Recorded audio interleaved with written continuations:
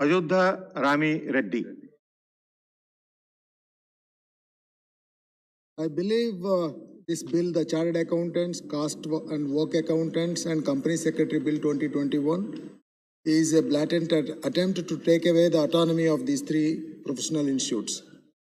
By bringing these amendments, the Centre is setting up a precedent that could negatively impact the independence of other professions as well. Sir, we have few objections on the proposed changes under this bill.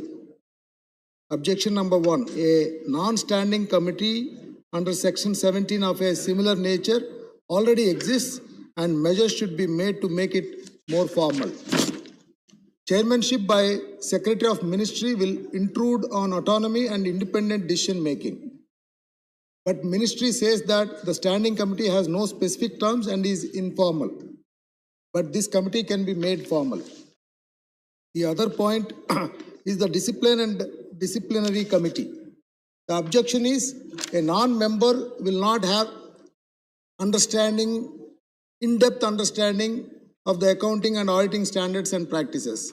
But I must tell my friend Sujit, where he was telling, see, there are business functions and there are support functions.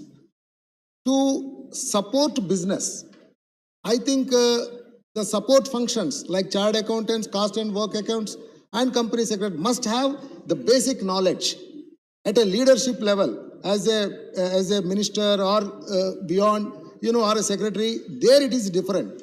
Because there, somebody prepares the notes and everything for you. But here, you have to really get into the details. So for that, certainly business knowledge is essential to support, as a support, CAS and all these are all support functions of the business.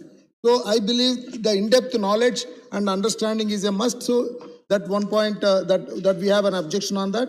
The conduct of professionals should be judged by professionals only is what we believe.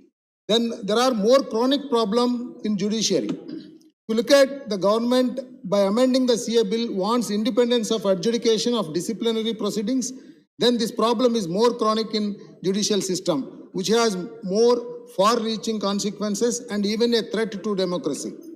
Judges are appointed by a group of judges, judges are transferred by a group of judges and also promoted by a group of judges. And even framing of charges against an errant judge shall be done by judges according to Judges Enquiry Act 1968. So my submission is the government is reforming the disciplinary committees of chartered accountants and also doctors, why not judges? Also till date, no judge of the High Court or the Supreme Court has been impeached.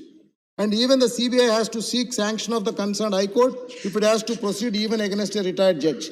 Where is the fairness here? Then coming back to the liability of firms for misconduct of partner. Clarity is needed on many issues. Repeatedly found guilty, not defined. If a person is a partner in more than one firm, whether all firms are liable, then if all partners of a single firm are found guilty of misconduct, but not repeatedly, will action be taken against the firm? Whether it is applicable in case of limited liability partnership, and if so, it would be unlawful to conduct whole firm or for misconduct. Action against entire firm will cause hardship to all other partners and employees who are faultless. Please wind up. Yeah, final, sir. Just similar way for, suo motu proceedings. The bill disallows disciplinary directorate to make investigations to suo motu without any precondition of reason to believe. So this unfettered power can be abused for ulterior purposes. Disclosure of pending complaints. In the similar way, the bill provides for disclosure. This will harm the reputation of the person if tomorrow it comes to know that he is not found guilty. Member of disciplinary committee. Here also the disciplinary committee consists of external members who are nominated by central government. The disciplinary committee also has non-professional members. You need to look at. Thank you. The conclusion, sir, as a business person who has the knowledge on chartered accountants, company secretary and cost accounts, I conclude by saying that the CA fraternity is being singled out, whereas other professions with even more glaring problems remain untouched. Thank you, Mr. Reddy. The next speaker is M. Thambudura.